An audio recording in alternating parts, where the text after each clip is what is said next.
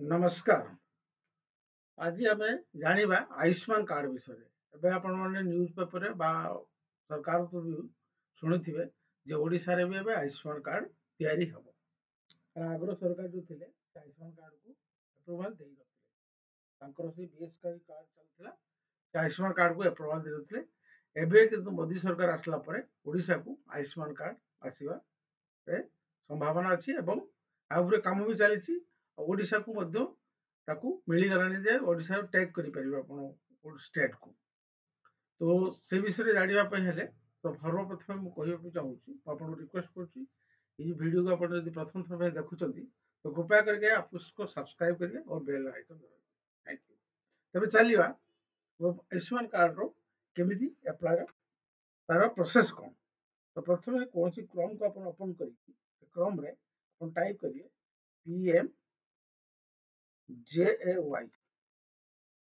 PMJAY card यदि आप देखिए पीएमजेएवाई कार्ड से देखिए प्रथम आसो आप बेनिफिशियरी पोर्टाल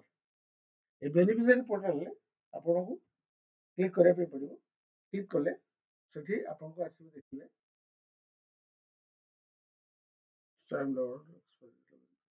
अच्छा ये देखो आसला लिखा आर यू बेनिफिशियरी तो अपन लॉगिन एज और बेनिफिशियरी बा ऑपरेटर तो बेनिफिशियरी अपन कौन करेंगे आप मोबाइल नंबर टाइप करेंगे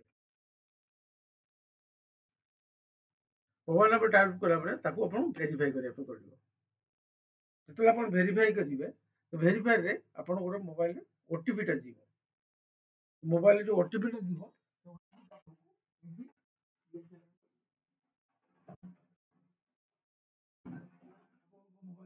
ओटीपीटा गला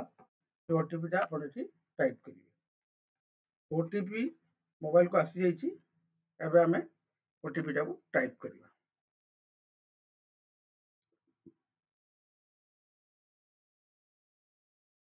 जो ओटीपीटा अच्छी ये ओटीपीटा टाइप करवा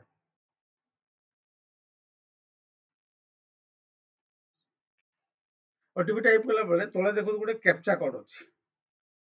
कैप्चा कोड आप देखिए जो टाइप स्मॉल लेटर लिखाई कैपिटल लेटर लिखाई से टाइप आपको लिखा पड़ो तो स्मॉल लेटर लिखाई BD के 8K6 आप लॉगिन करेंगे लॉगिन कला आप देखो गोटे पोर्टालटा आसीगला आयुष्मान भारत प्रधानमंत्री जन आरोग्य योजना ये जो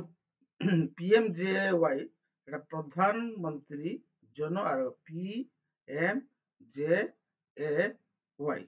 ठीक है ये देखो आप ये आसी पीएमजेवाई से स्टेट सिलेक्ट करेंगे जो आप जो स्टेट अच्छा सपोज ओडिशा अच्छा ओडिशा आसीगला आगुरी यहाँ दौन कहीं ओडिशा गवर्नमेंट अप्रूवाल दे नाला से ओडिशा ये सिलेक्ट ना ओडिशार नाम आसूला आसीगला नामटा ओडिशार नाम आसीगला सर्च कला स्कीम हूँ पीएमजेएवाई डिस्ट्रिक्ट आप सिलेक्ट करेंगे जो डिस्ट्रिक्ट आप जो डिस्ट्रिक्ट आप सिलेक्ट कर डिस्ट्रिक्ट लिखे सर्च बाय से कहूँ आप दौतु फैमिली आईडी आधार नंबर नेम लोकेशन हूँ आप रूराल लोकेशन आप अर्बान पीएमजेएवाई आईडी आम ये दबा आधार नंबर देला ये आप आधारटा टाइप करेंगे आधारटा टाइप करेंगे टाइप कला ये देखो सर्च करेंगे किंतु से सर्च कला आगु से देखनी बर्तमान कारण यहाँ आपंकर बर्तमान ये पर्यटन आसी आपणकर या जो शपथ पत्र अच्छी 10 तारीख तार शपथ पत्र यहाँ आपंकर पूरा आउे डिटेल सब आसीज केमती कौन एप्लाय करेंगे बाकी मेन कथा हूँ बर्तमान जोटा मुझे देखिली बाकी जो स्टेट रे पीएम आयुष्मान कार्ड एप्लाय होती मेनली आप डॉक्यूमेंट का रेडी करके रखी था 10 तारीख पर ओपन हो आप एप्लाय करेंगे मेनली आप आधार कार्डटा दरकार राशन कार्ड दरकार पासपोर्ट साइज फोटो दरकार इनकम सर्टिफिकेट दरकार कास्ट सर्टिफिकेट दरकार जदि एप्लिकेबल हम जहाँ कास्ट सर्टिफिकेट ना कास्ट सर्टिफिकेट मैंडेटरी ना तो ये सब डॉक्यूमेंट आप बर्तमान रेडी करके रखी था जब आसो 10 तारीख पर अनाउंस हो तो अनाउंस होला परे आपण एटा अप्लाई करि परिबे। तो सेटा स्टेट सेंट्रल गवर्नमेंट रो ई जिनिसटा आपण जोटा बीएसके वाडा सेटा स्टेट गवर्नमेंट रो थिला, ओडिशा स्टेट गवर्नमेंट रो। एटा किंतु सेंट्रल गवर्नमेंट रो फैसिलिटी बहुत अछि। तो एई सब डॉक्यूमेंट का आपण रेडी करके प्रथम रखि थांतु। आपन आधार कार्ड दिबो, गोटे ये दिबो, पासपोर्ट साइज रो फोटो गोटे थिबो आपनकर, राशन कार्ड थिबो, इनकम सर्टिफिकेट थिबो, ये सब बाहर कर रखि। हेले ए भिडियो रे आज एतिकी। कृपया करूची जदि आपण प्रथम थर पय मते एटा देखिथांती ताले मो ए वीडियो को आपण सब्सक्राइब करियो, बेल आइकन को दबाइयो। आ जेबे एटा बाहरी जीवो तो मु गुटे नेक्स्ट वीडियो पुणी नहीं के आसबी, केमती आपण अप्लाई करियो पूरा प्रोसेस ताको बता देबी, डॉक्यूमेंट भी कोन दरकार सेगा सब भी आपन को बता देबी। तो नमस्कार, चलिए जीवा अन्य वीडियो देखियो। Thank you.